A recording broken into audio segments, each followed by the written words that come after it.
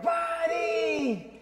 Welcome to another podcast of Don't Tell Me You Can't Do It. I am so super excited.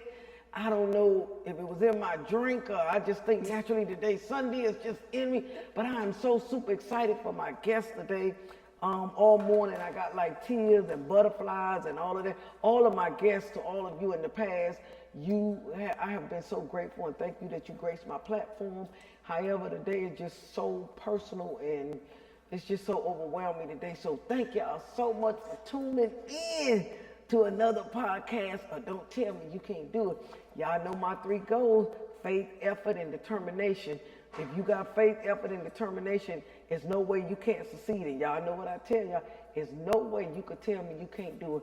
So I would like to welcome to my platform today somebody that's very special to me. And y'all gonna say I'm bragging. I keep telling y'all I don't brag, I'm just confident. But I want to tell y'all my guest today, her name is Rosalind Brown. And y'all call her Ross the Realtor. The family call her Dominique. She got all these names, but she is super fantastic. And I'm going to give y'all a little bit of history before I take my seat, because you know when I get excited, y'all know I got to stand and tell y'all all about it, because I move with my hands and y'all know how I do things. However, I'm just so excited because this young lady here, basically, I just saw her grow up from a baby, and I know y'all gonna say, yeah, you know that because that's your niece. Anyway, I'm talking about her accomplishments in life. I'm talking about her goals, and our topic today is generational wealth. So I'm using her as an example because we're going to show you tactics, and we're going to talk about principal things in her life and my life that brings you generational wealth. But I want to tell y'all a little bit about her. She's not only my look-alike daughter, oldest daughter. However, Dominique is an amazing woman. She's a mother of 3 children, 2 girls and 1 boy. And Dominique, later back then, I thought in life that she is a prime example how God can take devastation and make it triumphant. And the reason why I say that so eloquently is because she had a major tragic in her life. And that major tragic would have buried anybody physically, mentally, and emotionally. Now, did it bury her? Yes, it did. But what I love about her, she didn't stay in that dead place. She took whatever she had, the last strength. If you listen to some of her stories when she's on Talking Live and when she's writing some of her heartfelt memories, she's constantly talking about how every day is a struggle, but during her struggle, she's moving. So when I come on here week after week and tell y'all can do it, this is a prime example. Because most people that had went through what she went through, you wouldn't be nowhere. Mentally, you'll be out of it. You just couldn't push one foot forward. And every time I go on the air of Facebook or Instagram and I see Rosalind, I cannot believe what I see through after the pain and devastation she went through. And she's a prime example when I say every week, don't tell me you can't do it, because she persevered. She's one of the top realtors at Elite. She stepped out on faith. She got her own firm. She partners and she does everything. I mean, she make people home ownership come to life. And not only does she do that, she also comes back and be a mother. She have to be a mother to her kids. She have to take care home. She have to give encouraging words. And then when nobody is there and she's not around her family, she encourages herself. And she take her hurt and pain and she put it on paper and she let y'all know every day, just look at me. Just kind of look at me. So I wanted to just open up with that. And I say to you, Dave, maybe I've never told you that openly, but I am so goddamn proud of you. Thank you. And I'm not proud just to say it in words, because I know firsthand what she's been through, but she is a successful person.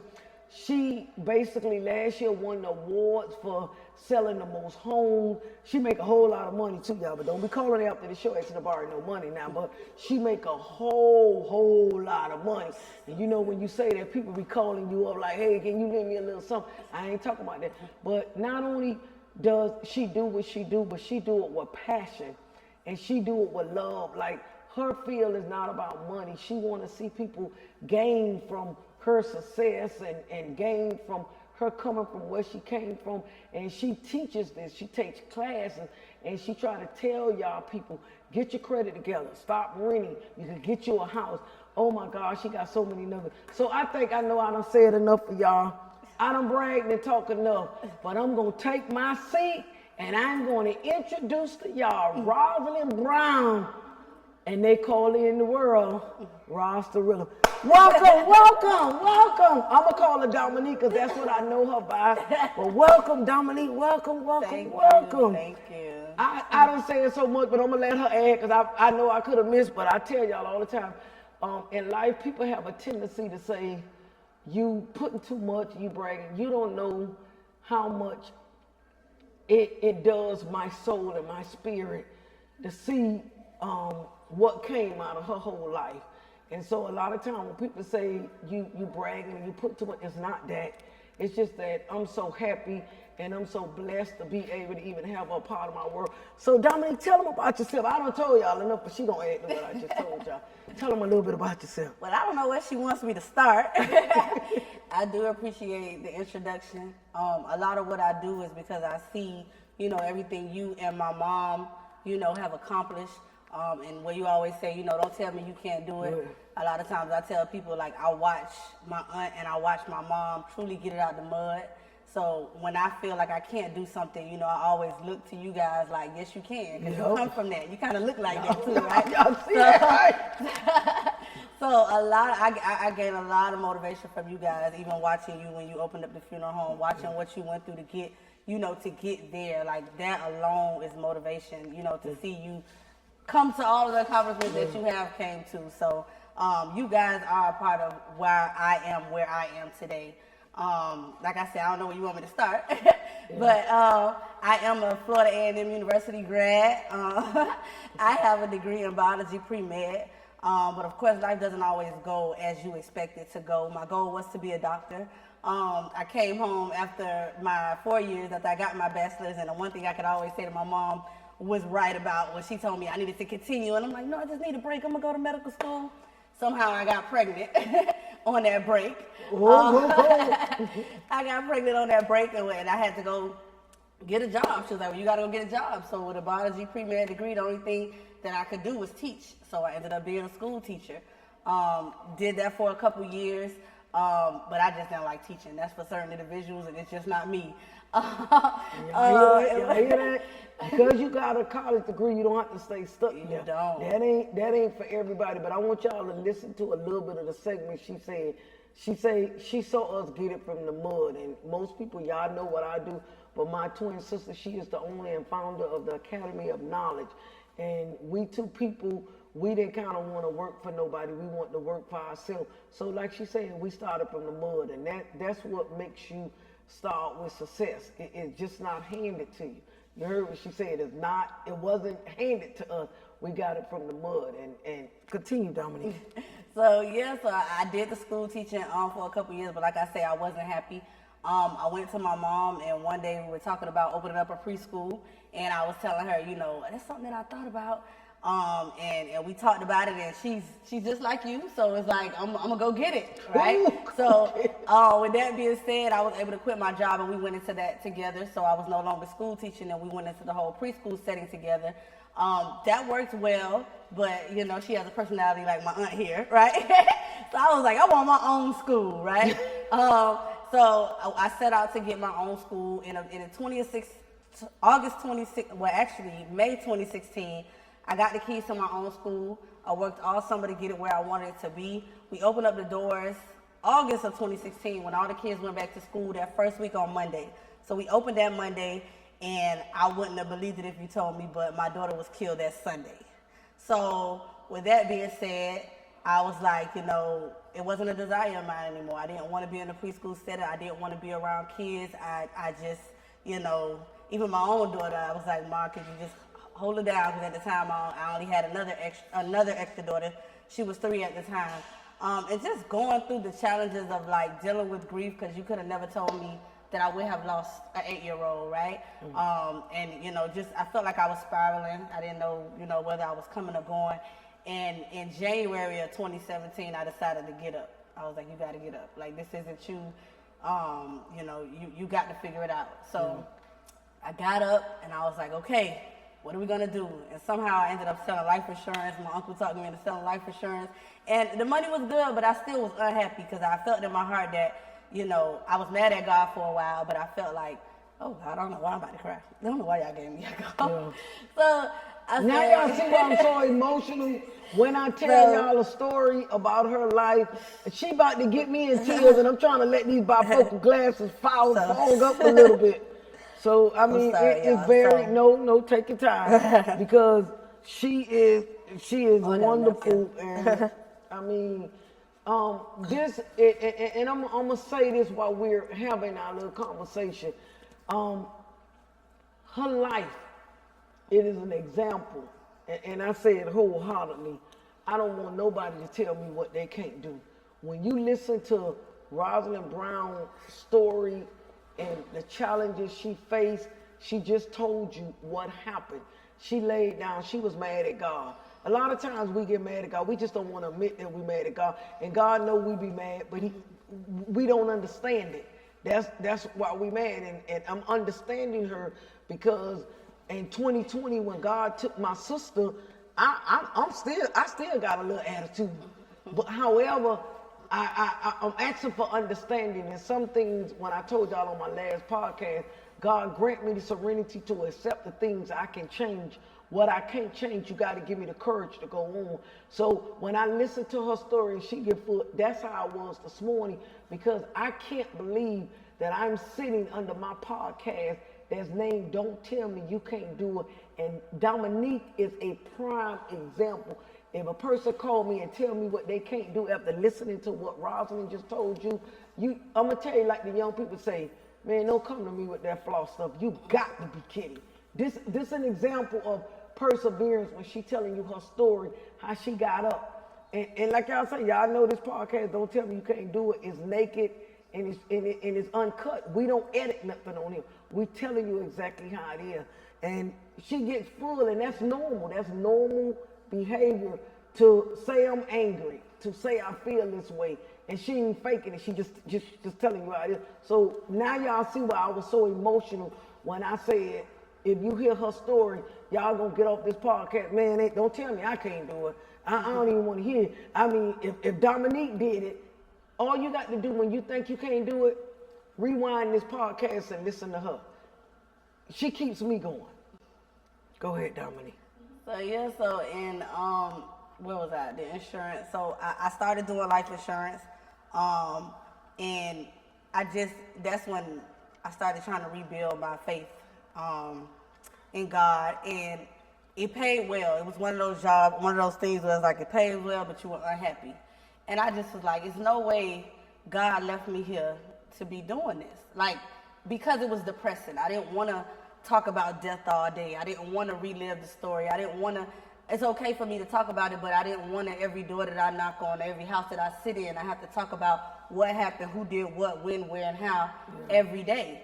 And I just was like, God, there's no way this is where you feel like I should be. The money's good, but mentally this isn't good, right? So I sat in that, and it became days where I would put on my shirt and act like I was going to sell insurance, and I would literally sit in the car all day because I just didn't want to do that. But I didn't know where I was going or what I was doing, but I knew that those days of I was literally staying up till 5 o'clock in the morning, sleeping till 4 o'clock in the afternoon, like I wasn't built like that. I wasn't, Whitney Houston got a song that says I wasn't built to break. And Whitney got a song like that? Yes. Whitney, you in the right song, girl. You ain't tell me about that key about Whitney had a girl I ain't built to break. Boy, I'm going after the podcast. I'm listening to that because Whitney was talking to her from the grave. Whitney left there. Go ahead, Dominique. I'm gonna listen to that. So yeah, I would listen to stuff like that and be like, I wasn't built to break. He left me here for a reason. I don't know what that reason is, but this is not it. And still trying to figure it out. I had my real estate license, and it was only because I knew how much realtors make, and it was like, girl, let me go get my license. But I had the license before I even did the daycare thing. It was just kind of something that I just had that if somebody called me, I could help you. But needless to say, I was like, one of the ways that I wanted to keep her memory alive was before she passed, and it had to be probably a month before she passed, she was asking me for something. And I say, I was like, you need to get a job. You need to figure out what type of business you can start. And she waited like a week, and she came back and she said randomly, Mom, I want to do book bags and luggage. Like, I want to do that. And I said, all right, I'm trying to open up this daycare. When I get the daycare open, we'll work on that. So with her untimely passing, it was like, what can I do to keep her memory alive? And it was like, those book bags. We're going to make those book bags work. So what happened was somebody reached out to me because, our family is just known for business anyway. Yeah. And the girl said, I want you to come sit at a round table with us and some other business owners on a business mastermind type situation. So we sat down at the table and everybody talked about what they did. And, I was there on my book bags. I got my real estate license, but I'm talking about these book bags that I need some help pushing, right? Mm-hmm. So, and then one girl at the table, she introduced herself as a realtor with so much, like, confidence, like, yeah. I am a realtor, and I just looked at her like, oh, okay, because I did say that I was a realtor, but it was kind of like she let it be known that I am the realtor, right? Ooh. So, I kind of looked at it, I'm just like, oh, okay, but, we continued on with the meeting. I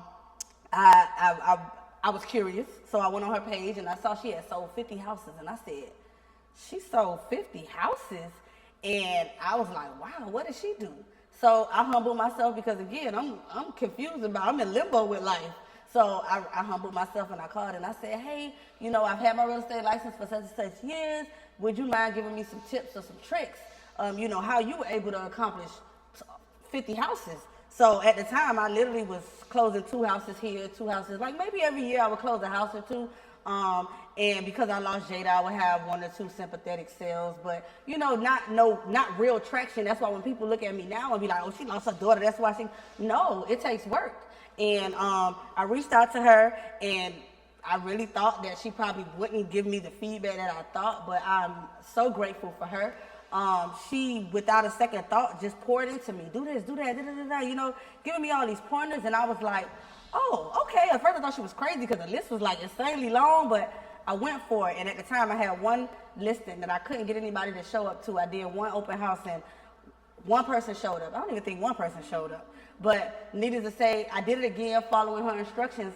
And the next time I did it, I had 30 people show up. So I was like, whoa, this girl knows what she's talking about. So I called her back to tell her, I just want to tell you thank you because what you told me worked. And she said, okay, so why you don't come over here and work with me?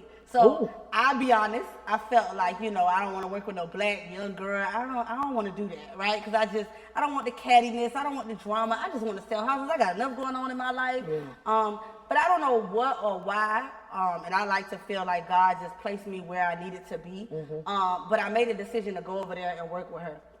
And I went from selling 2 houses in I went with her full-time 2019. I got with her 2018 at the end of the year, so like October, November-ish.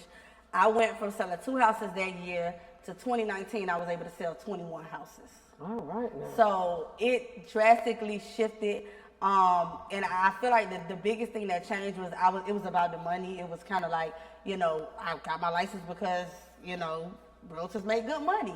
But when she truly showed me about putting a passion behind it that I didn't realize that I needed, right? And we do these things, we were doing these things, we still do, called buyer consultations, where you sit down and you're talking to me and the lender. And when I'm telling you the home buying process, and you have the lender on the call telling you everything you need as far as credit, income, assets. So when you hang up, even if you're not ready, I put you on a real plan to be able to get ready. Right? Oh, wow. And even in the midst of all that, still not knowing whether I'm coming or going, but I was doing it, it was working, and the money's coming in and it's good. And I'll never forget that this lady that we were able to close, me and my lender, she was 60 years old. She had never owned a property. She was renting. She was actually back there renting for $3,500. And she comes from a really big family. Nobody was homeowners. They were used to just renting. Everybody just rent. We get these high rents as long as we're comfortable. That's all that we're going to do. And I'll never forget when we got her in the house, she was literally crying at the closing table because she felt like this just wasn't going to work. She was like, something's going to go wrong. And the crazy part was she had a job she had been on for up 10 years. She had the 401k that she could use for her down payment and closing costs. She had the credit score, but something in her mind psychologically had made her believe that she just could not do this. So even at the closing table, she felt like something was wrong and something wasn't going to go right. Even when she called me, she said, I don't know how I'm going to do this, but I'm about to put my trust in you. And we were able to take her from renting to now she's in a 7-bedroom home. Oh, mercy Jesus. And when I came to the house afterwards, she said, I just want to hug you and tell you thank you because you truly made my dreams come true. And when I sit back and it's like, working on my faith and just trying to, at that moment, I sat back, I got in the car and I was like, okay, God, because, a lot of times I'd be like, God, why didn't you take me that day you took my daughter? Like, why did you leave me here? Like, I don't want to be here. Like, I would literally get up in the morning and be like, oh, the sun is out again, right? And it was like, at that moment, it was kind of like, for that lady to say that I made her dreams come true. And all this time, I just been trying to figure out life and where I should be and what I should be doing. And it was kind of like, oh, this is what you're supposed to be here for. Like, truly helping people's dreams come true, truly creating generational wealth. Like, now she has something that she can leave to her kids. Like, now she can say that she truly owns something in this world. Like, and I'm like, to know that I played a part in that, like, that means everything to me. And it's like, when people ask me, like, my why and why I do what I do, because real estate is not easy. This is hard. I know it looks good. Everybody get dressed and they cute and you showing houses, but trust me, it is bigger than you think. And it's like, that motivation, even on those days when I don't want to get up, it's like people are counting on you. Somebody needs to see a house. Somebody wants to put their family in a house. Like, people are truly counting on you to make a shift in their life. So for me to be able to be a part of that shift in a person's life, a part of being able to help them create generational wealth, a part of them being able to kill that demon of feeling like they cannot do it because so many people just feel like they can't. Yeah. So, it's like you can. I can show you how. You just have to be able to put one foot in front of the other and say, I'm going to make this call. I've done so many buyer consultations where people are like, I just called just to call because you say you could give me a plan. And then if at the end of the call I'm able to tell them that they pre-approved, they are like on cloud 9, like, I really can buy? Like, I can buy a house? Well, who told you you couldn't? Right? Yeah. So it's just... and the mentality.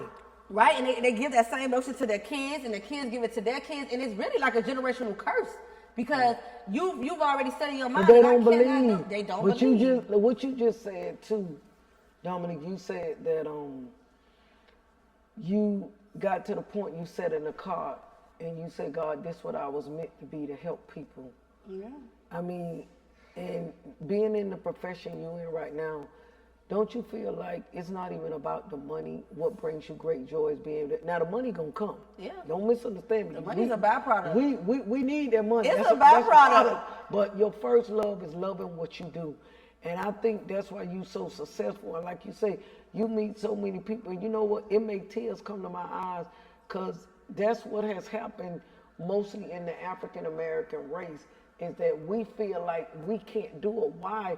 Because we was not taught that. And like you say, the 60-year-old lady, nobody never talked to her and told her, you can do this. And our family, the reason why we call this podcast Generational Wealth, because as you know, I own 2 businesses. My sister owns a business. My nephew sells real estate. My other niece, she's a makeup connoisseur. My niece here, she's a realtor. In our family, is entrepreneurs. That's all we do. We hustlers. If y'all want to call it like the drug game, we the hustling family. All of us believe in having our own, and even before my sister passed, she had her own baking business. Everybody hustled and we started working on jobs, but we didn't stay there. So what was important that you said, a lot of people don't think they can do it. And then you just said something, but why? Why? Why? It's mindset. Mind over matter. People don't really tell you. So how do you, it's so heartfelt when you say, you say, people say, I'm going to just call you. And then when they hang up, they say, oh, I'm pre-approved. They really actually feel that way? Yeah, it's like the best feeling ever. It's like they come on the call defeated before they even, it's like they already, well, I'm just here because, I know I probably, my credit already shot, but I'm here to see what you got to say. I get it. If I do 10 calls, I get it on at least 7. I very rare get a call and somebody is confident about, I'm about to be pre-approved and you're going to be my realtor to help me do it. I just need you to tell me what I need to, how much money I need. That is a rare call. 80% of the calls are us telling them, you can do it. This is how you can do it. And all you have to do is do 1, 2, 3. Let's try. And that's what people don't even understand. I always tell people that I sold people a house ago. I bought my house for $350,000 in 2018. So my next door neighbor just sold for $550. Somebody down the street just sold for $625. So what does that mean for me? That means that now Equity. I have equity. That means I can either snatch out that $200,000, or I can sell my house and get all of it and go get me a bigger house or invest in a business. I was talking to somebody at an event the other day. She said, I really want a daycare. She said, I know I got some equity in my house. What you think? I said, how much equity you got? She said, I'm sitting on, I think, about 300. I said, take 100.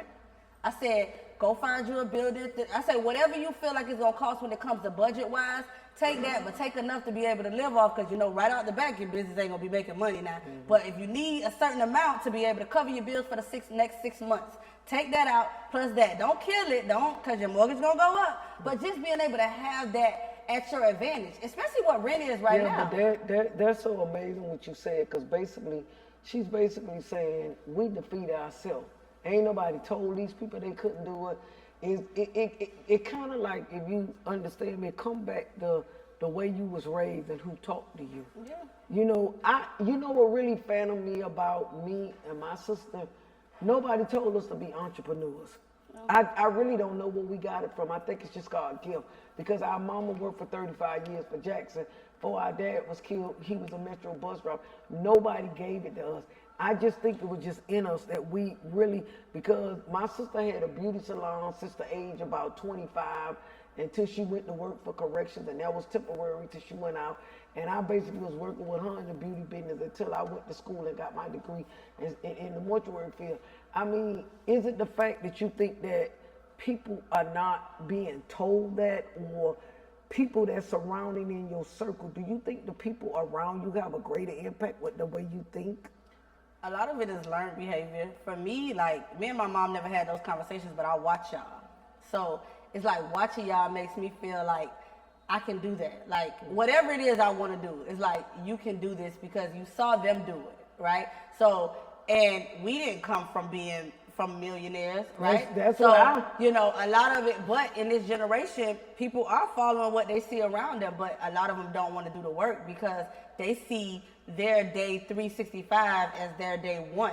Like, they don't see what was, like, even where you are, you know, you may have funeral directors that's looking at where you are, but they don't know what it took to get where you are. So they don't want to do the work. So they may be inspired. They want the reward, right. but they don't want the work. They may be inspired. I always tell even new realtors that come to me, like, listen, this takes time. I got with my brokerage in October. I didn't close the house until March.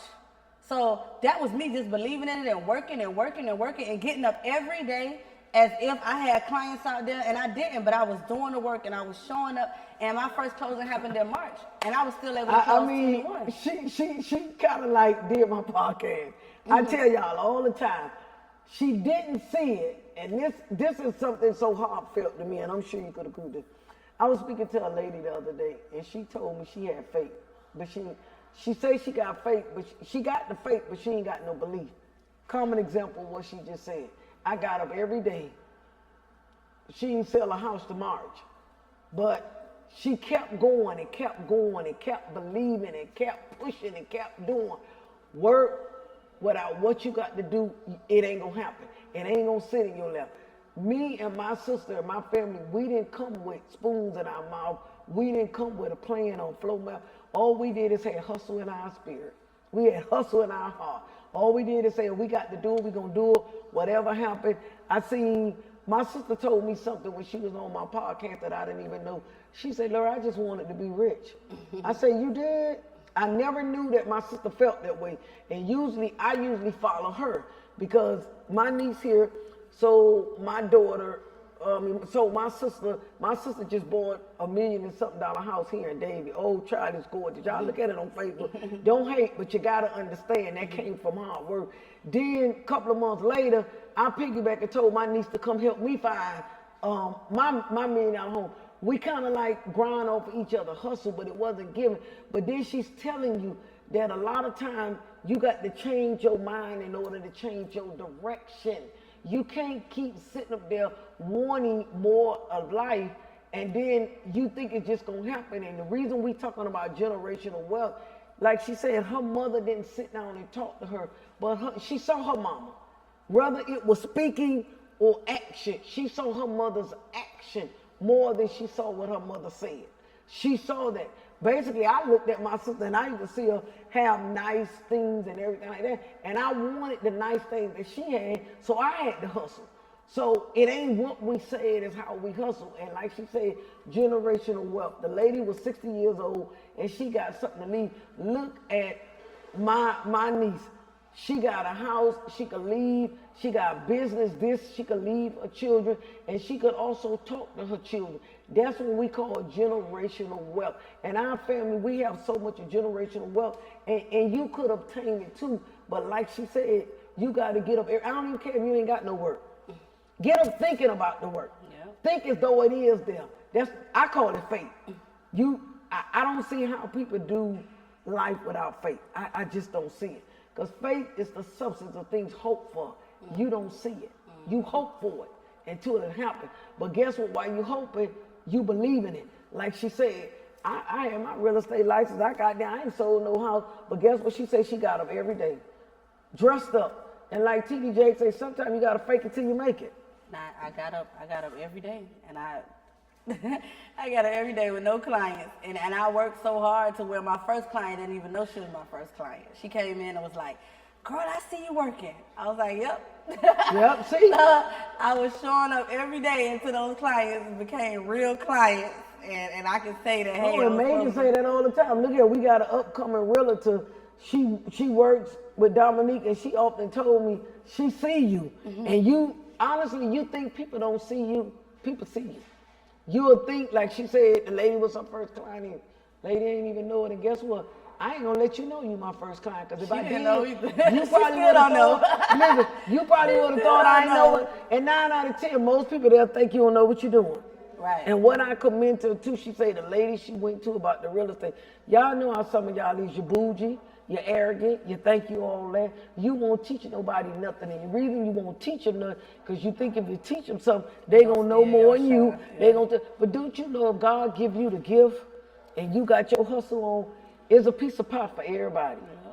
And God love when he done gifted you for something and you could be a blessing. I tell all the funeral directors out there, I could teach you and talk to you all day long. I'm gonna still be the baddest chick out there.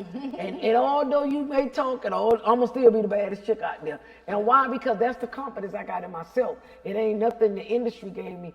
I got that confidence in myself. And Dominique, that's amazing. My niece right now, I'm telling you, see, she the baddest thing out there. All you can do is participate, but don't hate on the situation. She grinds, she get up every morning, she give you motivational speeches. I mean, sometimes I'm laying down, Hey, don't participate, don't hate. Meaning what I'm saying, don't hate, but when I say participate, try to connect with somebody. Like, for instance, she's in the real estate. What she did, she said the girl came in there meeting with her chest up. Just all out, and the girl say, I am. And boy, it's something about I am. Mm-hmm. The girl ain't say, oh, I'm a realtor. Oh, I'm a realtor. I am. With the big confidence. So you don't hate on nobody, you participate. She reached out and she spoke to the girl. And look, that was the connections God had for her. It was like connecting the dots. And then when she talked to the girl gave her the whole page. I won't say this for most people, but a lot of us, don't want to share. We don't want to share. We hating so bad. No, it was unreal. I was like, she giving me all this information? Okay.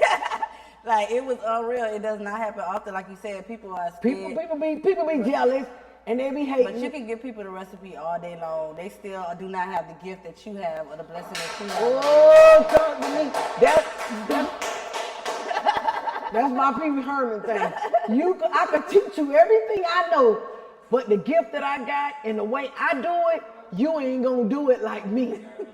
Listen, and it can't be out of you, it gotta be in you. Because I tell people a lot of times, there's a funeral director, it's a lot of people that serve, but you don't serve like me. I'm always imitated, but I definitely can't be duplicated. So I don't have a problem with teaching you. And that's what that girl did. And honestly, that's where you get your blessings from. Mm-hmm. People don't understand. You gotta serve. Closed hands you don't get fed. Give people what they got to get. Because guess what? When God made you, he made you uniquely by yourself. Mm-hmm. And no matter, me and my twin sister, we look just alike everywhere we go. Mm-hmm. People get us confused. But we different because my sister, I would take chances.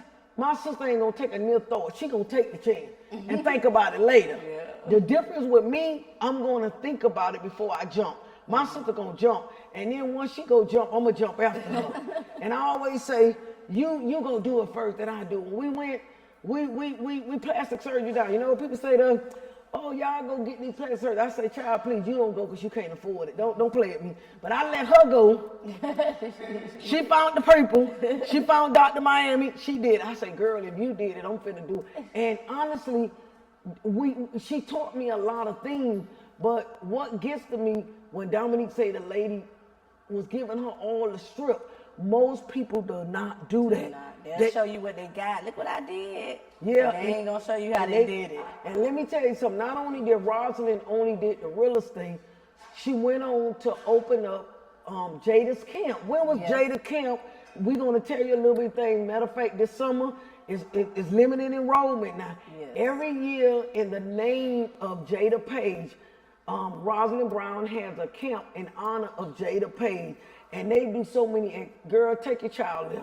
Because when they get home in the morning, they leave, when they come back in the evening, all you can do is take them a bath and put them to sleep. They wear the hell out them children. You hear what I'm saying? My grandchildren done went, and they done turned 3 different colors, and they tired when they come home. And when did you open up the camp, Dominique? This will be the 5th year, surprisingly. Time flies. This is year number 5. She opened up a camp, and it's on, the address is 2240 Northwest 119th Street in Miami, Florida. Right. It's on the corner, and it's in the Academy of Knowledge Preschool and Preparatory School. And she's opened up a camp. It's 5 years strong. Every year she have limited seats, and every year it's full. It's packed to capacity. That was a dream that she started right after the passing of Jada.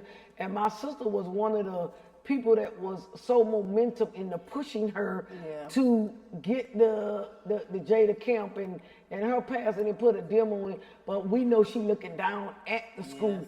And not only did she do that in honor of Jada, this is what y'all call generational wealth, because we keep thinking ways to open up things, get more money. Like y'all say, get that bag. I'm gonna say, get that bag. And she also have book bags, fanny bags, every year going back to school for the next year. Y'all need to see these bags. Grown as I am, I got me a bag. And what people do, she basically not only keep it going for the honoring of her daughter. Just last month, the street was named after her. We got a street named after her. We got Jada Page Boulevard. Yes. We got a street name. So her name will go down in history for all the effort that her mom and her dad had put into that. But when I say generational wealth, she's giving people home ownership to let you know you can leave some. Don't listen to people when they say, oh, you don't need no house, you can rent all the time. Yeah, renting was good, but I'm gonna tell y'all an example for me. I had a house in Miramar, and I had it for 20 years. And just last month, Rosalind sold that house for me. And y'all don't be calling me, asking me nothing. Y'all call a realtor. But I bought that house for $202,000. Rosalind, how much you sold that house for? $605,000. Talk to me, somebody. So don't tell me about generational wealth. And that is generational wealth in itself, because had something happened and you left that to your kids, you have 3 children, that's $100,000 a piece, and that's not even an insurance policy if they decided to sell it. Yeah, but don't tell them, nigga, they'll be asking for a little bit of the money. I'm just saying. They'll be asking me for a little bit of the money. I sold off the house, Dominique. Generational wealth. Yeah, but Dominique told me, she said, Auntie, you could sell this house. This what you could sell this house for. And listen, not only did she tell me that, it appraised that day.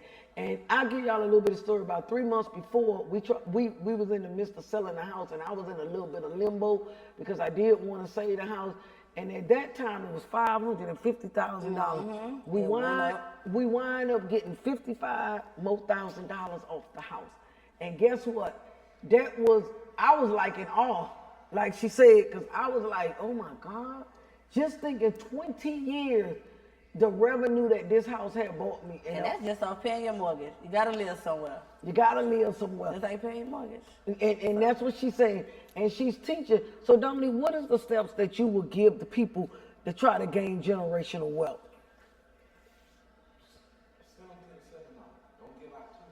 Oh, I'm going to the seminar.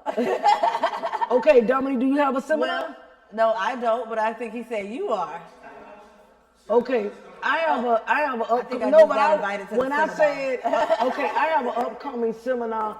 I believe it's June 15th, and I'm gonna piggyback you on this. We having a seminar, but it's a paid seminar that people have to pay. I think it's $25 for we have limited seating. It's $25. Then it's $35 if you get an autograph of my books. I'm also an author of Faith Through It All and Money Is Not Made for the Grave. It's $35 if you get the book, and I think it's $45 if you get the book, the t-shirt, and the seminar.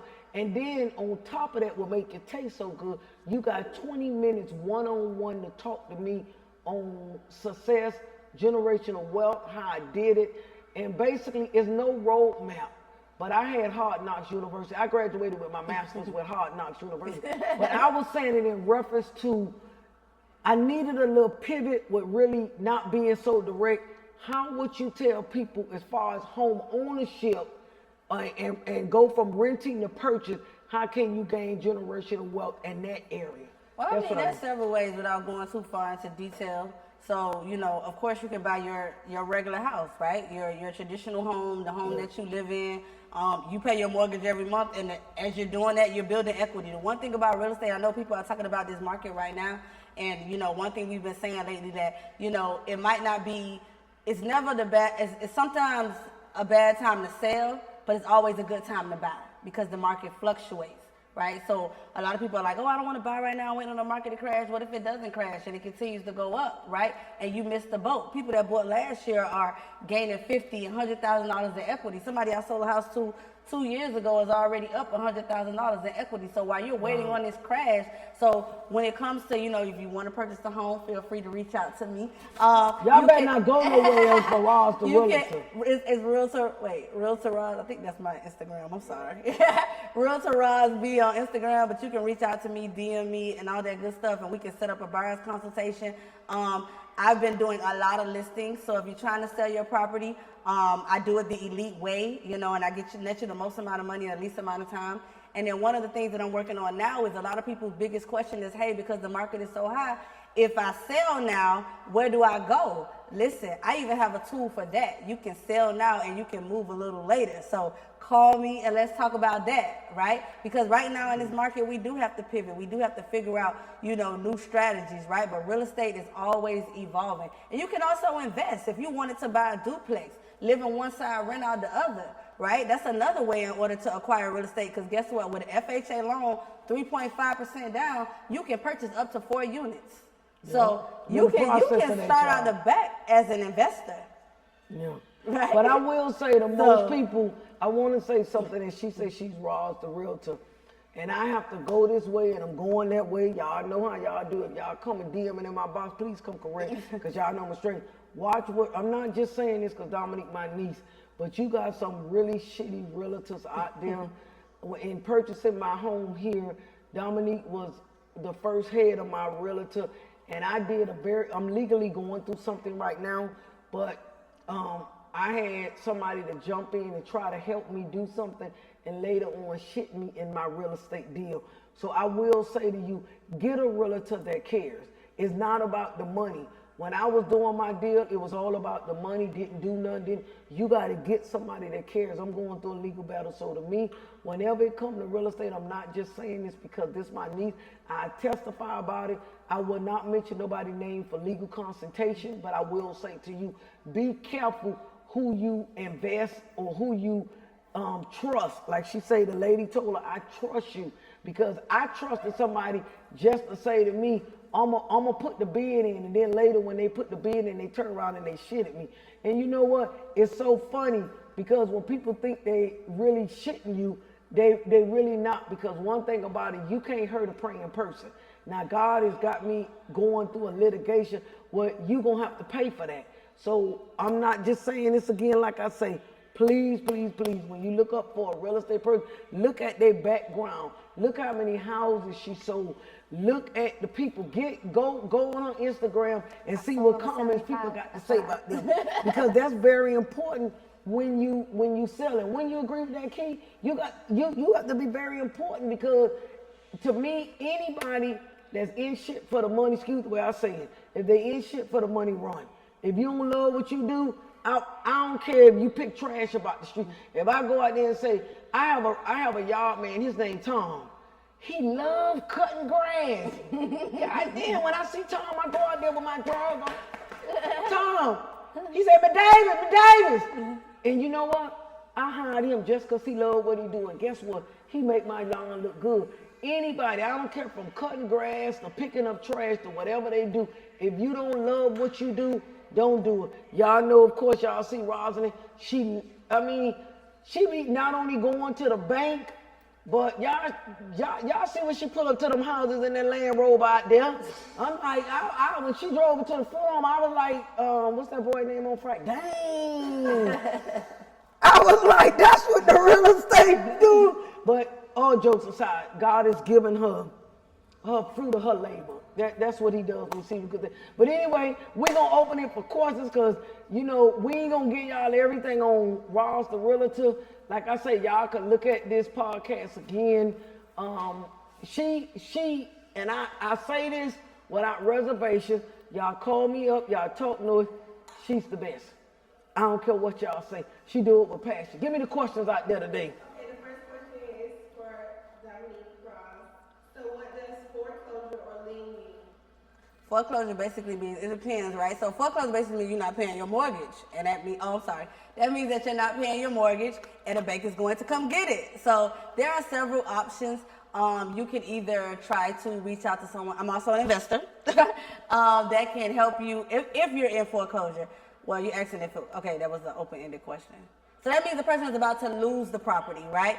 So I have a lot of people call me and say, I want a foreclosure property. See, the catch with foreclosures is you can purchase them. Once the bank takes them, right? So, and then once the bank takes them, they pick or choose whether they want to list the property or they want to put it on auction. If they put it on auction, then you have to pay cash for it. I've sold a couple foreclosed homes, but they were owned by the bank and the bank listed them.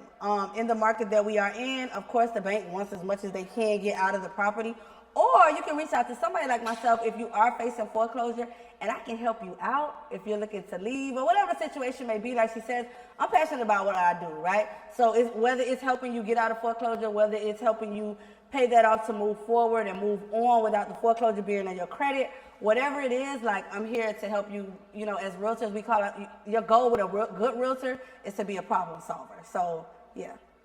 And liens is basically, she said liens, right? So liens is basically like you do something you're not supposed to do to the property. So say it's on record as a 3-2 and you add an extra addition and maybe City of Miami Gardens gonna give you hell.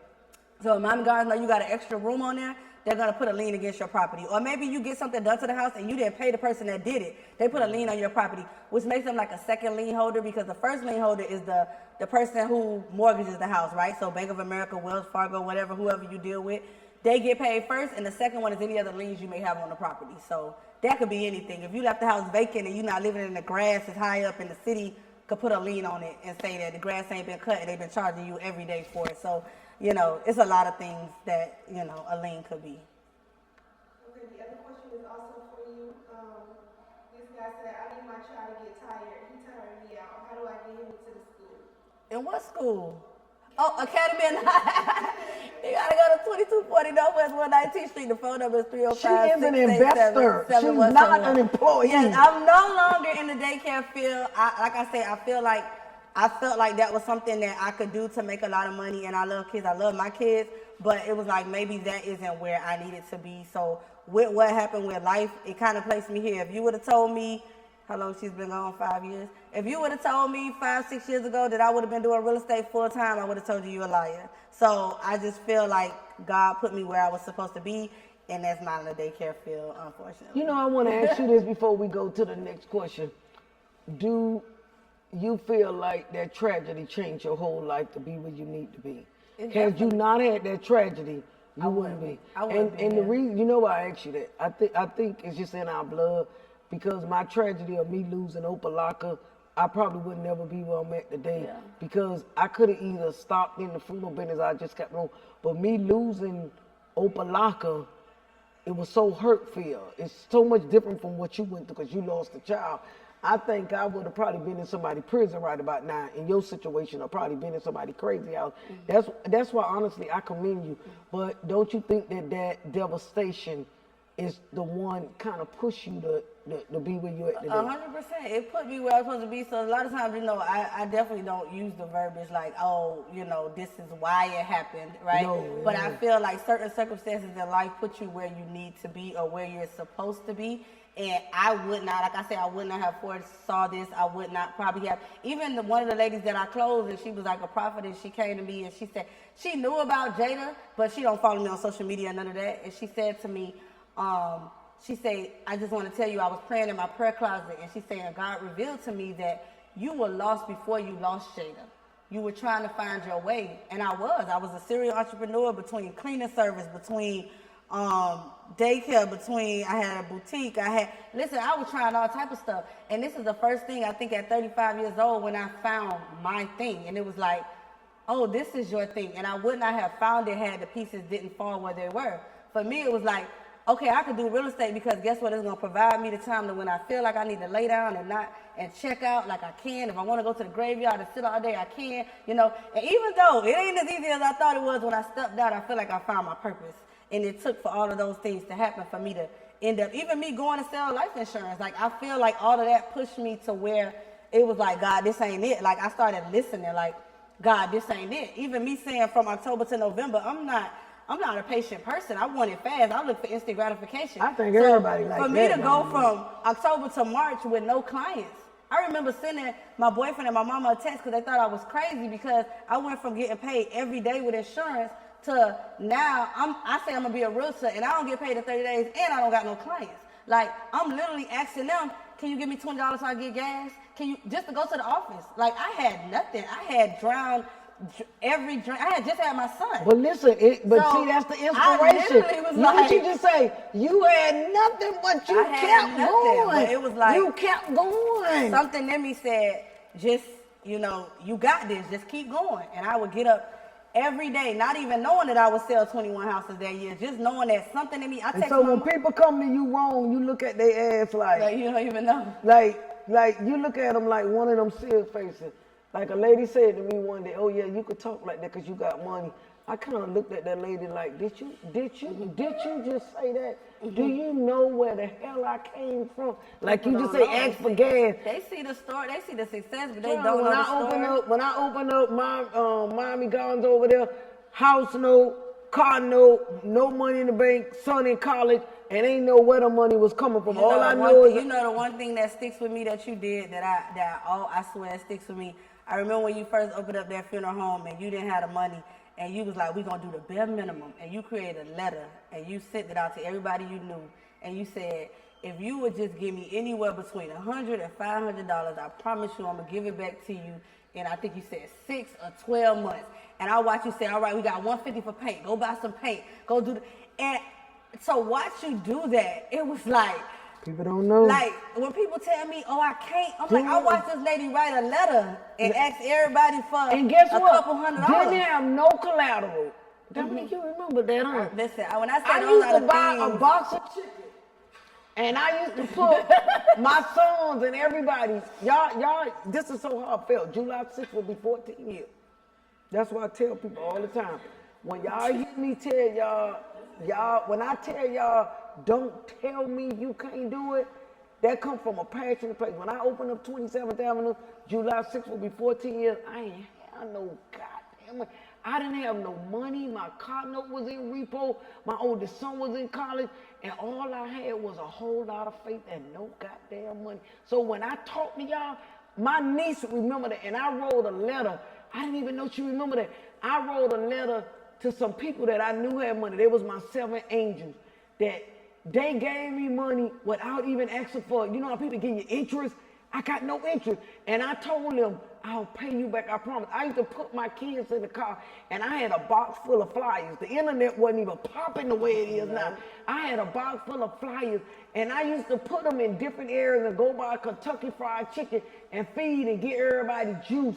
And you could look at me now, and you can hate. I say you must participate. That's why I don't let people come to me negative. And people say to me, oh, she talk like this, or she act like this. If you know where I came from, you will understand the process. She just said, I didn't take no for an answer. And guess what? When I opened up 27, I was devastated, I was broken, and I was on a nervous breakdown. Nobody knew that. I was almost about to lose my motherfucking mind. And people look at me now and wonder why I am the way I am. I almost lost my mind. I ain't knew nothing about going to a therapist. That's why when people talk about me about losing their mind, and when my niece was going through what she was going through, her trauma, I couldn't even be around my niece because I didn't know how to console her because I didn't even know how to be consoled. You know what helped me? And I tell anybody this, I prayed. I ain't even knew God was listening. I ain't even thought he was listening, but I kept moving. I ain't seen nothing, and I kept moving. And guess what? Those 7 people that sold into me, they still living. I owe damn one of them a dime. And one of them right now today, her daughter died. I walked in that lady's house. I said, you owe me nothing. You know what that lady said to me? I'm going to pay you because I did that because God told me. The lady wants some money in the lottery. That's how the lady blessed me. These people sold into me. And guess what? I ain't had no collateral. Like, oh, if you give me $1,000, and guess what? I bought paint here. I bought wallpaper here. I bought drywall here. That's why when I get on this podcast, a lot of time people can't, it's just like, it's so hard for me sometimes not to really go off on people. You ain't gonna sit in my company and tell me you can't do it. God didn't see me no different. It's how bad you want it. If you want it bad enough, you're gonna get it. I don't have to go to nobody university to get a financial degree. I was about to lose my mind. I ain't know nothing about a psychologist. I learned more by talking to Sakivia now about depression. I was depressed. I was broken. I was told out. And guess what? I ain't had nobody I could go to. I battled that by myself, but I kept pushing. And look what my niece said. I didn't even know she was looking at me. You don't know who looking at you. I didn't even know she was looking at me. And look, she lost her daughter. It's 2 things she could have did. She went into a state of depression. She already told you that she was mad at God. I was mad too, because I was like, God, I know I'm a good person. Why you like this happen to me? And a lot of people say you don't question God. How do you have a father that you can't ask why? I don't understand it, but that's your relationship with God. My relationship with God, I talk to God like I'm talking to you. God, what's up? You say you got me. What's up? But see, what I had to learn, God had a process. And I wanted it microwavable, and it's a process. And some things do come miraculously, but some things is a process. And I had to go through the process. And you know what? I wouldn't change none of it today. I would not change none of it today. But listen to what she did. She lost her daughter in August. She could have slept on that. Guess what she did? Out of all that hurt, she took all of that and put it in her soul and got up one day and said, God, what is it that you still want me to do? And one of the top realtors, she's a bad girl. So when y'all sit up here and y'all coming at the clan we got, well, you better bring it. I don't see you no other way. Go on with the next question, because I get so full. I be going, Dominic, I be going on it because I know you could do it. It's no when people say, I can't buy a house. I be out in the street. People think that I promise to God. Oh, your family come from there. People think that they just blank. A nigga told me they blank and nigga, y'all just like that. Yeah. A nigga told me lean come from like. I hear that all the time. Listen, I was born in, let me tell you this. I was born, this is the funniest thing that people tell me. We was brought up when my mama had 3 sets of twins. It was 6 of us that lived. We had a daddy that drank. Daddy fight the mama. We came up in a very domesticated home. Don't tell me shit about when we came. We lived in Robin Hood. No, I get people tell me that all the time. They be like, "Oh, you could do that because your family, y'all come from that." But what they gotta do? But what are you talking about? Like, supposed to be successful. Boy, I wish I was Donald Trump daddy and my daddy left me. I get that too. Yeah, it's between Jada and it's between Jada and my family. That's why you where you at. That's what I get. And like, where y'all get that from? It's in here. It's in here. It's in your soul. It's in your being.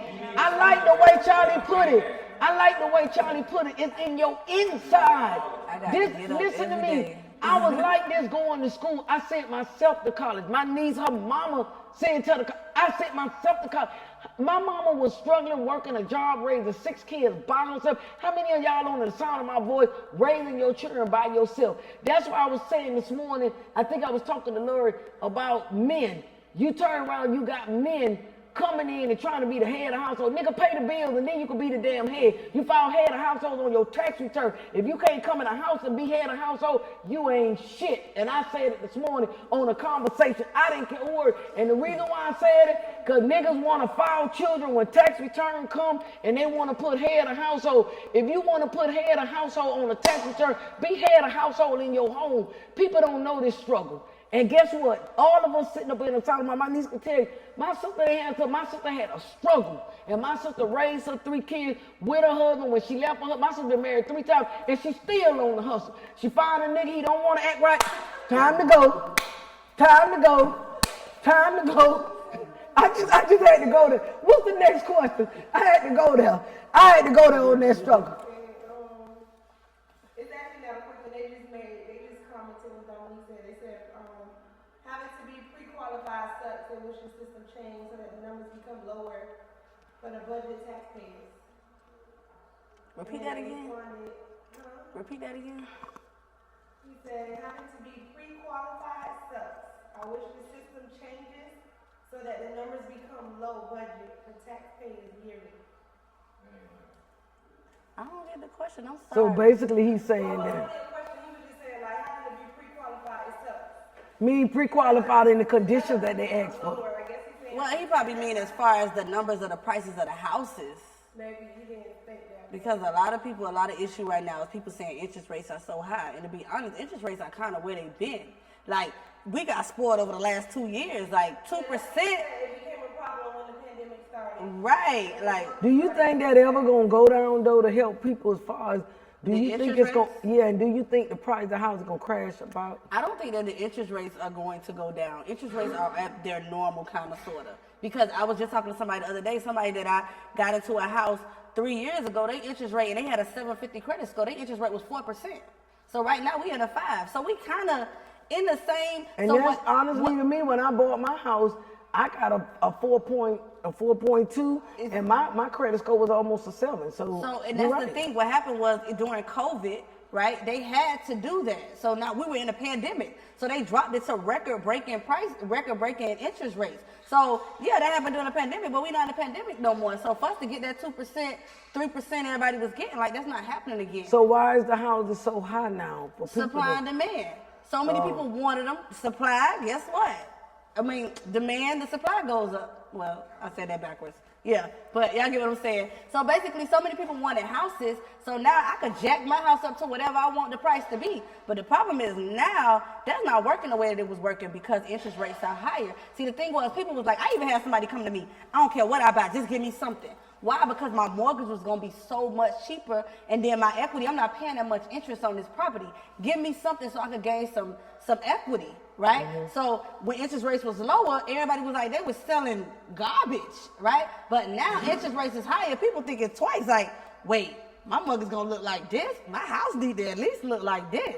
Yeah. Right? So now that demand is not really there the way that it was. Stuff is sitting on the market now. Nothing was sitting on the market before. There was no inventory. Now the inventory is sitting. So that's why I tell people, if you're looking to sell your house, like this is prime time, because I don't know how long this is going to last for you to be able to get this much amount. Like people are really, I sold my mom's house and was able to get $65,000 over appraised value. Right now, honestly, if you're in the market to buy, you got to be willing to pay $5,000, $10,000, $15,000, $20,000, $25,000 over appraisal. And that's where it sucks for the regular home buyer. Yeah, but that's what's really hurting people, because if the bank don't appraise it at that amount, that's all. So what do you do for people that don't have that extra to put down? That's the thing. That's what's making it so hard. Like if your house appraised, like when I just sold my house and Rosalind sold my home, it got appraised for that. Well, it got appraised for that. But what is the person, if you selling the house for $650 and it only got appraised for $600? That means that the buyer got to come. The buyer got to come out their pocket with $50 more thousand. Who the hell be sitting on that kind of money? They do.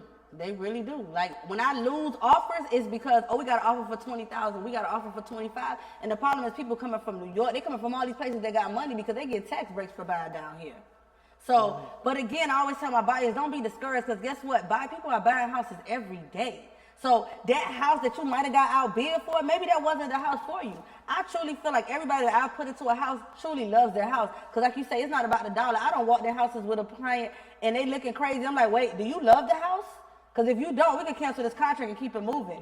Because what I don't want you to do is buy this house and then you looking like, I wish I never bought this house. Because now you're not happy with your house. You're not happy with me. You're mad when you pay your mortgage. 9 times out of 10, you're going to go into foreclosure. It's a domino effect, right? Mm. So that's the thing, right? Right now, you got to have some money, to be honest. So, but at the same time, there are home buyer programs out here. The cities give out money. You know, there's different ways. If you got your 401k, you can use that. But again, it's still not impossible. And that's what I love about the brokers that I'm at. At the end of the day, that's why we try so hard to make sure that we get the listings. To be honest, a lot of people feel white is right. And I'm talking to Rodriguez and this and that in order to get the listings for my clients, right? So that's why we're pushing to get our community to give us the listings so that we can make sure that our community is able to buy the houses. Because of the people that don't look like us that's coming with $20,000 and $30,000 over. Yeah, they ass coming and they ain't even got no social security number. Exactly. So if I got the listing and Megan got a client, hey Megan, hey, I got this listing over here, you know, at the end of the day. So it's like we're able to look out for our community, but it's so many of us that feel like, I don't know. We just don't help each other. We got that crab in the bucket syndrome and we just don't help no different. Everybody get in the house, Hernandez, Fernandez, Rodriguez. Bendez, Gendez. Listen, that's what's buying up Miami Gardens. Yeah. Miami Gardens is not going to look like us in a minute. It used to be murder. They used to call it Murder Garden. Murder Garden. Now it's gonna be give me a Cuban cigar. it's gonna work like that. But it's so sad, and I feel like a lot of that happened is because one, we as African Americans, we don't think we could own because what been put into our mindset, and then two, we don't want to help each other. Or it also falls back on financial literacy. We're not maintaining our credit. We're not saving no money. So many people been on jobs for 15 years and don't got no 401k. Oh, I don't want them taking no money out my check. So it's like the financial literacy of it. All of that is a big deal. But you can still buy my credit bad, I don't care. And then the thing about it is you got so much credit companies on Instagram and Facebook. And I don't understand how we got all this stuff to help us fix our credit, and your damn credit still ain't fixed. Because one, they don't want to pay it, or two, I know a lot of credit repair people say they're working on people's credit and they'll turn around and mess it right back up. So it's about you really wanting. Like I always tell my people when we get on these buyer conversations, how bad do you want it? Because at the end of the day, I can only do so much. I can tell you what you need to do. I can lead you there, but I can't make you drink. So are you going to save this money? Are you going to do what you need to do? You know discipline. You need 30. Right. It's about discipline. And, you know, as a culture, we lack discipline, right? So it's like, even like I say, the things... That's what you say, Ella Sakivia. We lack discipline. We do. Discipline. Discipline, consistency. You know, if you want something, you have to consistently go at it, you know, and if that's saving a certain amount of money, you know, it's a quote that I always tell people that I kind of live by too, is the man say, every morning if you get up and you hit an X at the same spot, every morning, at some point, it got to give. So if you're working at something, at some point, it has to give. But you got to consistently show up. And that's in business, that's in relationships, that's in anything that you do. That's what I tell people when people say saving money. How can I say, if you go and you go to Starbucks, McDonald's, go to the steakhouse, you go eat, y'all go buy y'all marijuana, y'all go buy y'all liquor, y'all go buy y'all Hennessy, whatever your form of entertainment, because I got entertainment too, I love to shop. Mm-hmm. If you could take even 2% of that and put it away, you have to be disciplined. And you can save money. You can save $25 a week. It may not seem like a lot at first. $25 is a lot when you turn it around to $100. Then you can say to yourself, darn. Then you start saying, man, look here, I done saved some money. Start getting proud about it. Then that $25 become more money.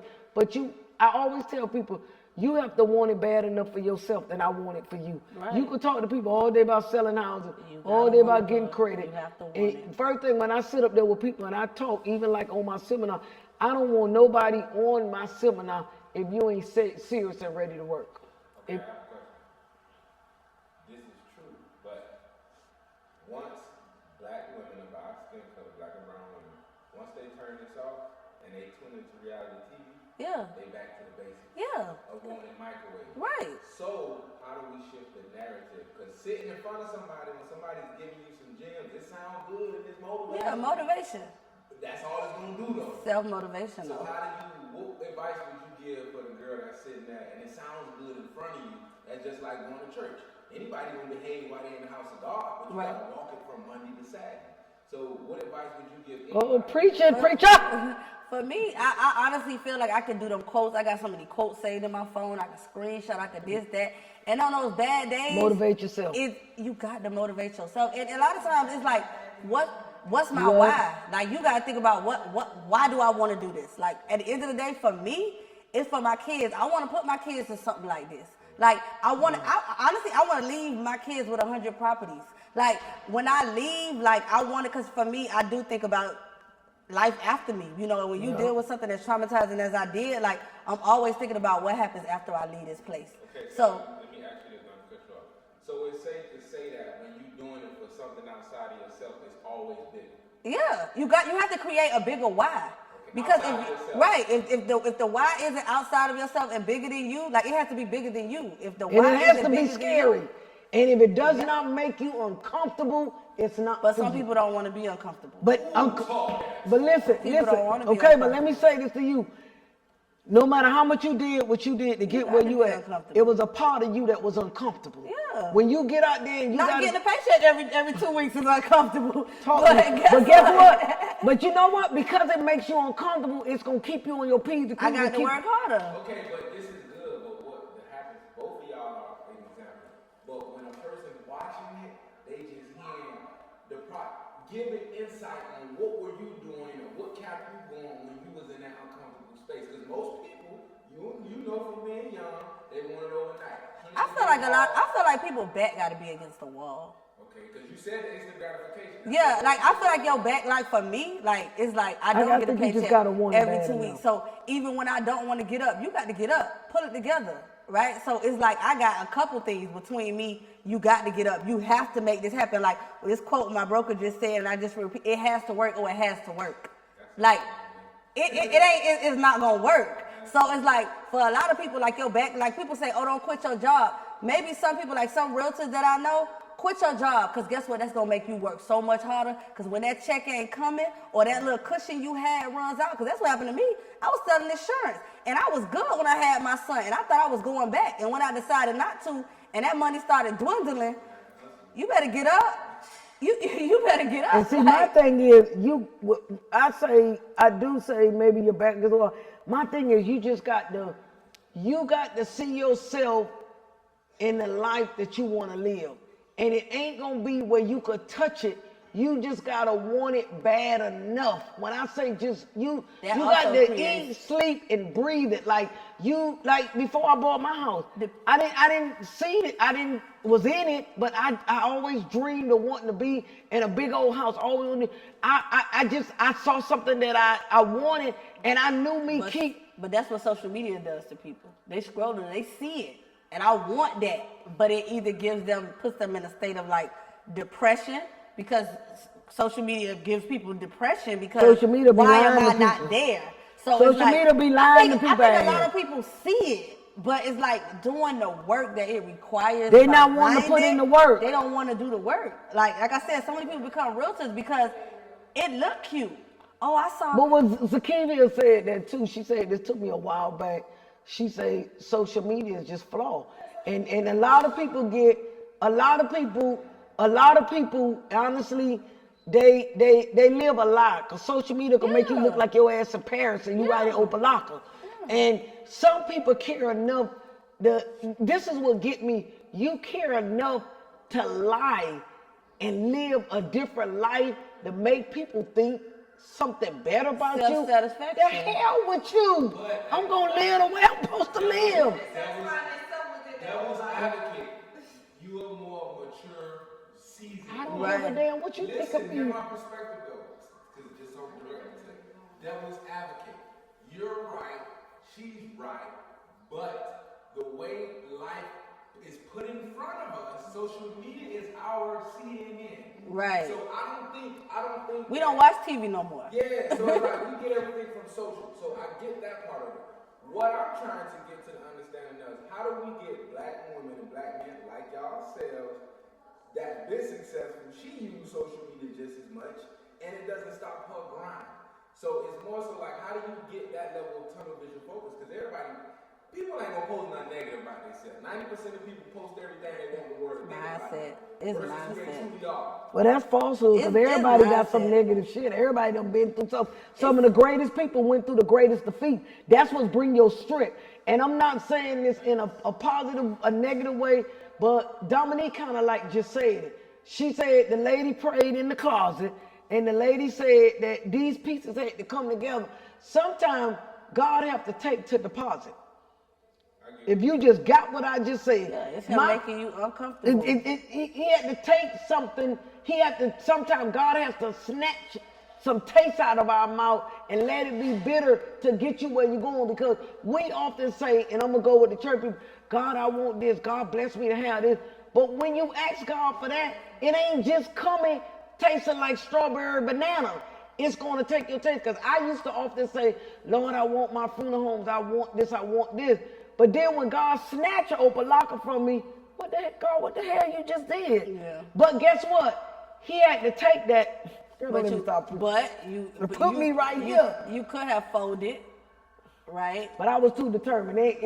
Failure is not an option for me because I guess that's where I guess is in our blood. Failure is not an option. You could have folded. You could have said, I'm going back to work. I ain't doing this. This ain't it. So it all comes back to mindset, just being determined and just having mindset. Because like I said, social media, you see that, it will depress you. Even being successful in any field. Like I could be looking and this realtor's doing way better than me. And it's like, I got frustrated with my content like 2 weeks ago. Like, I gotta do better. How do I get this content better? Like, I wanna go to the next level. Like, I wanna sell $50 million worth of houses, right? So it's like, oh yeah, you did 10, but there's people out here doing 50. It's a lady. But it's a process. In Miami Beach that sold 350. So it's like, okay, well, you watching social media and it's like, okay, well, what I gotta do? But how do you know is that really the truth? Yes, it's numbers, statistics. Social media though, 'cause I heard you say something about your content. I love your content, by the way. Oh, thanks. You use social media as your own face. But even me, I feel like my social media is not what it should be. Oh, thank you. Girl, I ain't got no damn content. That lady over there, she don't create. Listen to me. Me waking up every day is my damn content. Cause I ain't feel got like time to I be gotta funny do for my y'all. makeup. I gotta do this. Like it's girls that get on social media barefaced. What's up? I can't do that. Like I feel like I got to show up. I got to get dressed. Now, if I felt like I'm just gonna get up, but again, I'm in the real estate field. You have to show up a certain type of way.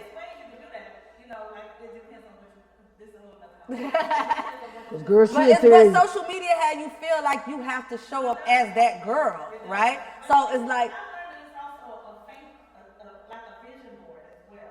You know what I'm saying? Like what you want your life to look like. Yeah, absolutely. You're not trying to be funny the whole time, but you're trying to get somewhere Right. where you want to go. Right. So the thing about it is you can create it while you build it. Right. But as long as you ain't trying to sell nobody no lie. Right, right. Well, I'm as transparent as I could be on social media. I could think tell be giving them too y'all much under the sometimes. sound, this podcast, and Kia tell you, I done cussed her out, I done cussed this one out, I done did this. I don't care what nobody think. I ain't finna get up here and lie and fake and be some. It take too much being unreal. It take too much. That is true. It take too I always much. tell people I like, got for time instance, for it. like I like to dress up, but it's not. I don't want to do that every day. Like I want to show up, I want to work, I want to show you how. I like comfortable shoes. I don't really care to be in heels. Man, But she got on some damn people red love bottoms it. today. Them Like shits hurt my feet. I got some loafers like this. I promise you, I'll wear them every day of the week. Matter of fact, if you let me put on some tennis shoes and some sweats, that's where I'm most. That's what she should have. That's where Listen. I'm most comfortable. She came on my podcast with some red bottoms. Trying to look cute. You had And to guess show what? up, right? Them shits hurt your feet. So let's look at Oprah Winfrey, right? She started one way, and by the time she got her to where she wanted to go, she was able to chill. Let's look at Beyonce.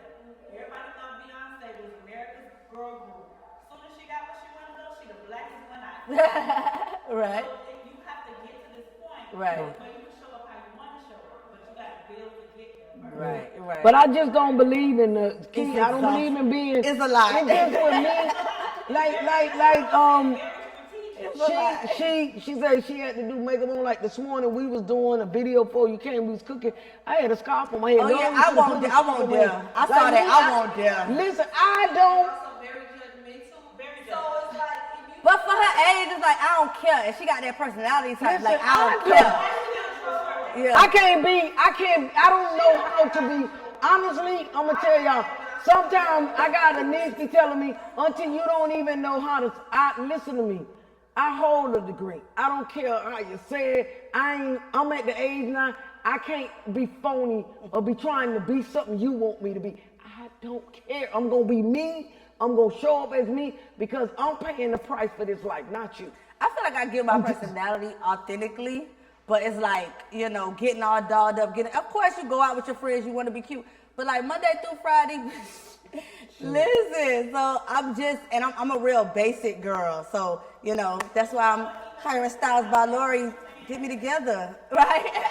You know, like what you're saying. You know, y'all, I just do this for y'all or whatever, but this is the real me. Right, You know what I'm saying? right. And then you kind of Keith deal with mental, some shit I probably needed back in the day. She deal with mental and depression, and you know what she deal with is real. A lot of people, and I used to thought only crazy people went to go see people. Yeah. And then if you look at her, this is what I'm trying to say about being phony. I'm not trying to be funny. Some people put on a facade and wind up having a nervous breakdown. Sometimes when you get that shit off your chest, you ain't got to kind of worry about whatever. You just be you. And I just tell people like this, I don't know what no other would be. I'm not finna get on social media or no other site to lie to you. Because first of all, when I got to pay my mortgage every month and pay my car note, you ain't giving me a doggone quarter. So why would I care about what you say? Well, that's where the disconnect comes in. Because most people nowadays, they care more about the perception. Exactly. The perception of Yeah, you told me that. So we talk about it, I tell you all the time, that where you come in at, you don't really care about perception. So it's like they say the generation get wiser but weaker. It's more so like I care more about how I'm gonna look for the job, even though I ain't done a damn thing yet. Right. Versus you more so one of them, I'm just gonna get my hands dirty. I done seen you out there, we in that little field out there, you got on your Louis getting them dirty, you get it in. Most of them ain't willing to get their hands dirty. But like she said, they want it overnight. But see, that's the thing is that I say, like, I love selling houses. Like, I'll get out there, but they want to see me a certain type of way. You know, I even tell people, even when I posted my car, people who I thought didn't see me was in my DM. And I mean people with lots and lots of followers, like realtors in other places that I thought didn't even see me. I even had somebody tell me, oh, I want to buy a house with you so I can ride in the car with you. You get what I'm saying? So it's like, okay, this is how I have to show up. Well, I'll pick your ass up then. I do love what I do, but in order to get people to want to hire me to do what I love, what I do. No, they do, because I do say that's a good thing. Exactly. No, but I do agree with that because you know when Auntie be riding her Rolls Royce. But that, even that, for you to say, don't tell me you can't do it, you couldn't tell me that and you was driving in a Toyota. I don't want to hear what you got to say. That's why, listen, when me and you, I think me and Keith were together. I think me and Keith were together. I think it was you, Charlie. I walked into a restaurant. You don't know who watching you. This man walked up to my table and said to me, don't tell me you can't do it. But that's my thing. Like and I told him, I turned around, he was a man. I say, thanks, brother. Then I walked in a restaurant Friday, won't say her name. The waiter came up to me and say, the person say, is she a celebrity? And I was laughing because guess what? I ain't nobody. I'm just me. But one thing you won't see, you ain't gonna see fakeness on me. Now, back in the days when I was scuffling, like my niece said, I wore the fake this, the fake that. Anything you see on me is real. It's real. Because I don't pay the price to buy that or to have that because I'm still hustling. And guess what? I feel like I've made it, but I'm still making it in other areas because guess what? Success, even though you make it, don't you think it's an everyday progress? Every day. Listen, I made it, but guess what? I got to keep it. So I got to keep working. I got to keep grinding. I got to keep thinking. I be waking up at night. Oh, I be calling Charlie, I need to do this. He was saying, Mama, you got it. I say, I need to make more. I need to make more. Because that's my main goal that I would say to anybody, and I'm going to say this to you. Hang around people you wish to become. Yeah. I always leave these sayings, the people gonna DM my box and get mad. Small-minded people talk about people. Middle-minded people talk about events. Great-minded people talk about ideas. I don't hang with people if you ain't in my circle talking about somewhere to go. Because guess what? I don't want to hear you talk about nobody because I don't care about them. You talk about them, you talk about me. I want to sit down at the table and say, like I call my niece, I say, baby, you got some investment property out there. How can you get auntie some property? How can we turn? When my niece sold my house, I made over $400 and something thousand extra money from the house. I ain't sit down. I called up, find me some investment property. Auntie, I'ma see. Auntie, I'ma see. I hang around people that could add to my life. You will not take away because I ain't gonna give you the space. Millionaires hang around millionaires. Millionaires don't hang around people that you see Oprah. Who the hell you see Oprah hang around? I'm just gonna leave y'all with that. I saw her billboard. I say, how you got that billboard? Right? So it's like, you know. My niece called me, where you found that billboard? I said, girl, here go the number. Here go the number. Because you hang around people to elevate, because if people not in your mindset, they either gonna two things. They gonna stag you or they gonna pull you. That's most time what people do. They gonna stag you or they gonna pull you. So it's all about wealth. Look what she say. She saw me and her mama. I didn't even know she remembered that letter I wrote. And that letter was written 14 years ago. And I was in a very broken, devastated place. And she remembered that. I was like in my early 20s. Is it safe for her? Is it safe to say favor ain't fair? Favor Yeah, ain't fair. it's still, honestly, I don't like to call my success favor because I feel like I lost my daughter in the midst of all of this. Like, so when people say, you know, God favors, so it's like, I be like, you know, I feel like I really worked for this, but I do feel like a lot of the pieces fell in place after I lost her. Whether So Jada would have passed or not, you would have still been a success. The reason why I say that because apples don't fall too far from the tree. I was trying so hard. But I say, when I say favor ain't fair, I would never say favor ain't fair. I think God has made all us unique. I think we come with a birthday and we come with a death date. Because every time I think about Shamel, I still talk shit about that. Because I would have blew up Dr. Sean's office and I called him out on name. But I think everybody that's born, that God has allowed to live and created, he got you with a gift and he got you with a purpose. People do not walk in their gift and they do not walk in their purpose. Now, walking in the gift and the purpose, there's a sacrifice. The sacrifice is, I got to go through some shit to get there. Now, what people don't do is they don't want to go through the shit to get the sacrifice. It's just like a rose. If you see the stems on the rose at the top, the stem's at the bottom. Yeah. So while you touching that stem, you could get stuck, you could bleed, you could get cut. But if you just hold on and get to the top. So everybody want the rose, but they don't want the stem.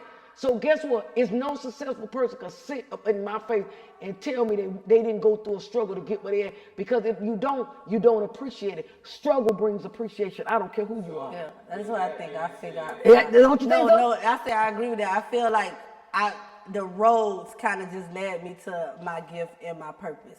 So I don't think it's, I mean, of course I attribute, you know, God to get me where, even my baby, I feel like she's like my angel that helps push through even on those hard days. But I feel like at the end of the day, you don't get anything without hard work. It ain't too many people that's going to tell you that they got what they got without putting in that work. And it's like, just finding your gift and your purpose is not about favor. It's about really putting in that work. And people don't want to put. People don't. What I find out with people don't want to put in the work. And every success, I don't care whether you're selling houses like Dominic, you're a mortician like me, you're an author. You could go out there and open up a hair salon. You could go pick up garbage. You could work on a 9 to 5. People that worked on the job, my sister worked for Metro-Dade County for 37 years. You know what the sacrifice was? She was putting her life on the line. Every day she was out there serving. Somebody could have shot her. There's a sacrifice behind every single thing. But you know what? We don't want the sacrifice. We want the rewards. We want the accolades. But you know what? We want it without a sacrifice. And guess what? It has to come with a sacrifice, because sacrifice bring on appreciation. Appreciation bring on success. You can't have it no other way. Wouldn't you be okay to say that everybody can't be successful? It ain't designed. But everybody don't want to be though. And everybody don't want to be an entrepreneur. But everybody is successful in their own calling. You don't have to be an entrepreneur like us to step out on their own. Look at Sakivia. She work a 9 to 5. She's successful because guess what? She changing the lives of young people. Success does not come only by entrepreneurship. What is your definition of success? Financial, okay, I'm gonna put it to you this way. I don't know about her. I ain't never financial free. Hell, I made $3 million Well, last year. financial freedom That ain't is enough for me. No, financial freedom is being able to want to do. Oh Right. yeah, Living the life that you want. Okay, I'm gonna tell you.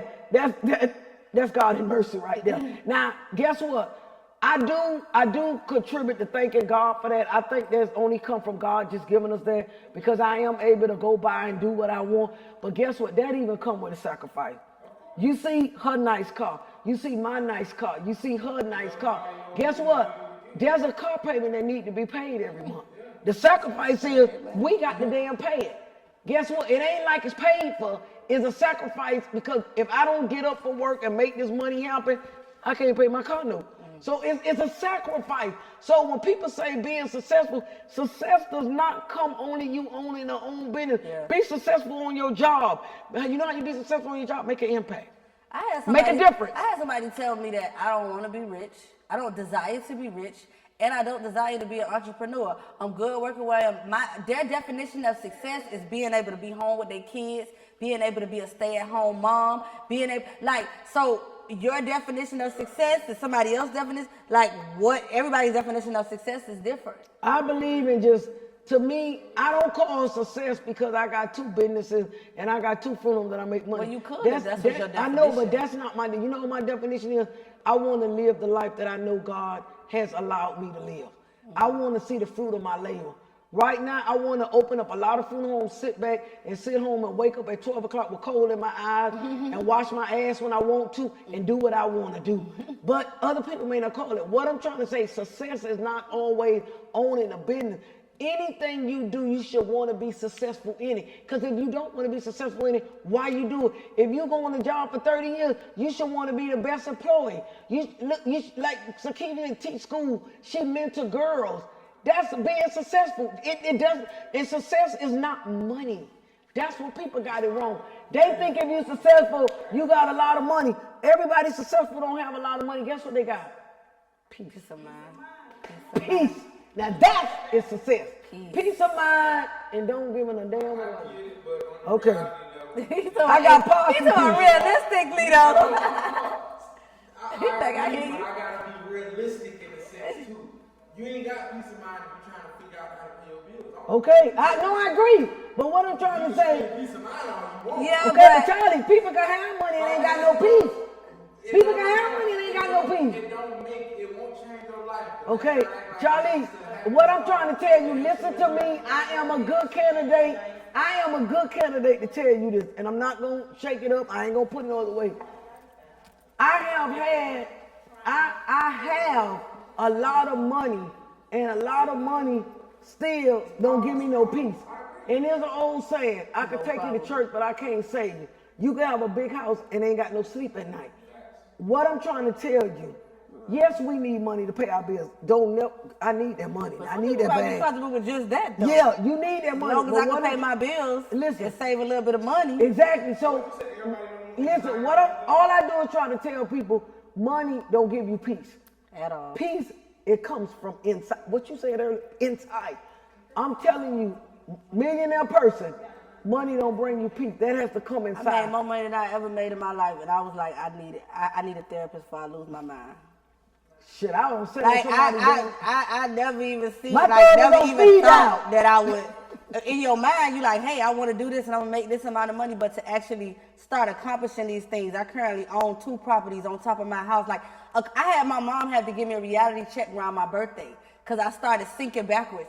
And she said, what is wrong with you?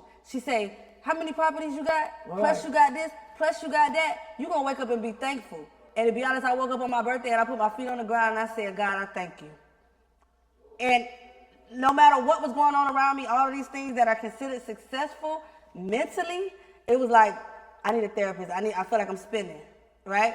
So showing up, smiling. It's times I go on social media and I've just had a meltdown in the car. Look at and I wipe my just committed suicide. And say, hey y'all. Sometimes I have to get on social media to snap out of it. And sometimes when you see it with me with Keith Key even called me, and what I tell you, Key, I don't feel like that. And so what you're saying is, with everything, you have to find your niche. Only thing I try to tell people that are on the side of my voice, don't tell me you can't do it. I just don't want to hear it. I ain't having it. But whatever you want. No, I do that to my friends. They call me. I be like, you can do this. Figure it out. What we gonna do? You can do this. Where there's a will, there's a way. Only thing I'm saying to you is that people not willing to pay the sacrifice. I'm just built that I can't be phony. I don't know how to be phony. I'm naked. I don't care how you say I say it. I just tell people, you can do anything you put your mind to it. Change your mind, change your direction. But in order for you to do that, you got to love what you do. Dominique is successful selling these houses, doing these investments. Dominique got also Airbnb and Miami God that I'm trying to learn from her to do. She can help you with all that. But guess what? You have to love what you do. All I'm doing is saying money does not bring peace and money does not make you happy. Money buy the material shit to make you look like you're happy, but it's not that. It feels good when you put it on, though. Ooh, put on my damn shoes. These ain't no. Hey, you feel a little better when you put it on. Hey, Dominique. Oh When I get up and I can put my rollie on and I can take it out the vibe, hey, let me put on. Yeah, it do feel good. No doubt. But that's because of the blessings of the Lord. The blessings of the Lord make it rich and add no sorrow. But my whole life is just on prayer, thanking God. And I believe God is blessing my life because I'm just true and real to people. And I tell you one thing, if you ain't got no faith, you ain't gonna do it. You don't put no effort behind it, you ain't gonna do it. If you don't put determination behind it, you ain't gonna do it. You do nothing in this world unless you got faith, effort, and determination. It just don't work. I'm a prime example. We could talk, y'all. I know we don't surpass y'all questions. We're gonna put on our podcast today. Okay, Ski want to say one more thing. Go ahead, Key. Offer that. A lot of times we're not okay because we're not dealing with our emotions the right way in the first place. That's just something we want to talk. A lot of us want to talk emotional intelligence. And we see sadness as a bad thing, but that's just a human thing. So going through this human experience, we just have to learn how to really appreciate our emotions and not try to suppress them. Because when you suppress them, that's what, but a lot of people, okay, and saying what you said, and this is a thing, and I know you're going to itch me on this. A lot of times people can't talk to people because people talk your business. From the church to the friend to the this. I have seen some people get behind the pulpit, you go talk to them. It's no more going to talk to people with confidence, so a lot of times people hold things in. You know, and people really don't want to talk to stuff. Basically with Dominique, when she was going through that, she had a whole support system. Cause she had. Yeah, but then now it's getting. But people don't want to pay the bill. And then not only that, people don't want to admit that they. You know what I found out with people. That's the mindset we gotta get out of. People think you go to a therapist when something is wrong. No, they think you're crazy. The greats go to therapists weekly. Yeah. No, but see, I told you on one podcast, that's what happened to me. I even went to marriage therapy and I went. But at first, it wasn't taught that. It's taught like you're crazy. But I want to say one thing, and I tell people this. You know what the hardest thing for us as people, we don't want to say we couldn't do it, or we don't want to say we failed. We failed. It's okay to fail. Failure is not a real. Failure is not an option, but it's okay. Feeling. It's all it is a feeling. What failure becomes permanent is when you stay there. And it's what you tell yourself. I have failed in a lot of efforts that I've done. I told y'all about when I bought my home, I went through a bad thing, and I'm going through a legal thing now. I made wrong decisions moving fast. Sometimes you got to kind of slow down a little bit to make things, and guess what? I take that now and I learn from that. But you can't stay stuck there. You got to keep moving. If I fail at it this way, like Dominique say, how many times more I got to keep doing it? Yeah. And guess what? You learn something different every time. And then your niche come. If I had never, in 2007, my dad got killed. 2009, I opened up the funeral home. I would never be where I'm at today if I had stayed there. I just say that. So I want to tell y'all again, thank y'all so much. We went to generational wealth, as y'all know it, like our kids say, my niece say, everywhere we go. Let me tell y'all something. My family, we weren't born with no silver spoon. We just born damn hustlers. We born hustlers. All of us in our family, basically, we educated, we hard workers. And guess what? we just ain't looking for a handout. We just know how to go get it. So I think my niece Hartfully, I got a plug for you, Andy. you got a plug for me. I got a plug before you. I am not only a realtor, I am also an investor. So if you are looking to sell a property, you're in a distressed situation, whether it be probate, short sale, foreclosure, contact me today. I can help you. Quick closing, cash, call me. And listen, I already told y'all I bought a house for $200,000 and she sold it for $605. So if that ain't enough to tell you about that bread on what she can do, and guess what? She closed the house in 30 days. Am I correct about it? Yeah. In 30 days, It was like 25. Listen, 25 days, I had that ching ching. I had that ching ching. I was at the table. So I'm not just saying this because a lot of times people think you bragging because it's your family. Her record speak for itself.